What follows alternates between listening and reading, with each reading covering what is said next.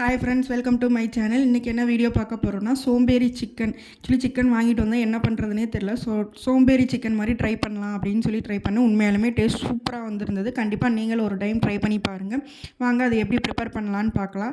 First அதுக்கு ஒரு அகலமான பிளேட் மாதிரி எடுத்துக்கலாம். எடுத்துகிட்டு அதில் பெரிய வெங்காயம் 1-2 நம்ம எவ்வளோ சிக்கன் போடுறோமோ அதுக்கு ஏற்றாப்பில் நீல வாக்கில் கட் பண்ணி சேர்த்துக்கலாம். சேர்த்துட்டு இதில் மசாலாஸ் இப்படியே ஆட் பண்ணிக்கலாம்.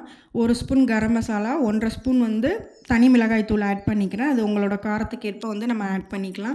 நெக்ஸ்ட்டு பார்த்திங்கன்னா குழம்பு மிளகாய் தூள். இது வீட்டிலேயே ரெடி பண்ணது. எந்த குழம்பு செஞ்சாலுமே நான் அதை கொஞ்சம் ஆட் பண்ணிக்கிடுவேன். அது ஒரு 1.5 ஸ்பூன் ஆட் பண்ணிக்கிறேன். நீங்கள் கடையில் வாங்கினது இருந்தாலும் சேர்த்துக்கலாம், இல்லை சிக்கன் மசாலா இருந்தாலுமே சேர்த்துக்கலாம். நெக்ஸ்ட்டு இஞ்சி பூண்டை நல்லா இதிலேயே அரைக்காமல் தட்டி எடுத்து சேர்த்துக்கிறேன். அது நல்ல ஒரு ஃப்ளேவர் கொடுக்கும்.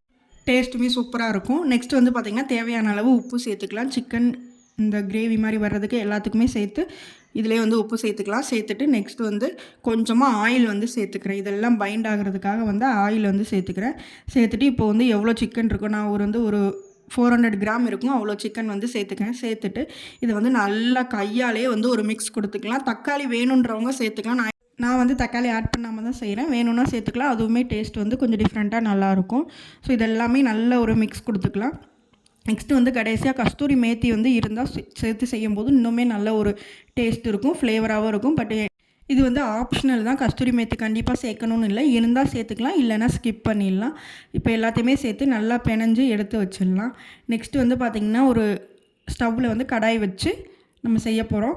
கடாய் வச்சுட்டு தேவையான அளவு எண்ணெய் ஊற்றிக்கலாம். எண்ணெய் காஞ்சதுமே டக்குன்னு இதை போட்டு ஃப்ரை பண்ண வேண்டியதான். லைட்டாக கொஞ்சம் அந்த எண்ணெயிலே ஒரு 2-3 மினிட்ஸ் நல்லா வதக்கி விட்டுறலாம்.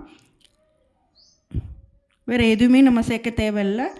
ஸ்ட்ரெயிட்டாக எண்ணெயில் போட்டு இந்த சிக்கனை லைட்டாக வதக்கி விட்டுட்டு அந்த எண்ணெயில் லைட்டாக கூட்டாகி வதங்கின உடனே நெக்ஸ்ட் லைட்டாக தண்ணி, ரொம்ப தண்ணி நம்மளுக்கு கிரேவி மாதிரி வேணும்னா தண்ணி ஊற்றிக்கலாம். இது நான் ரொம்ப ட்ரையாக தான் செய்ய போகிறேன். ஸோ அதனால் அந்த தட்டில் இருக்க அந்த மசாலாஸ் மட்டும் கழுவி சும்மா ஒரு 2 ஸ்பூன் அளவுக்கு தண்ணி மட்டும் ஊற்றிட்டு நல்லா கிண்டி விட்டுட்டு நம்ம இப்போ மூடி போட்டு வேக வச்சிடலாம். பாருங்கள், சூப்பராக அந்த தண்ணியெல்லாம் வற்றி ரொம்ப சிம்மிலேயே தான் வச்சு வேக வச்சேன். ஒரு 5-10 மினிட்ஸ்லேயே பார்த்திங்கன்னா நல்லா இந்த மாதிரி ரெடி ஆகிடுச்சு.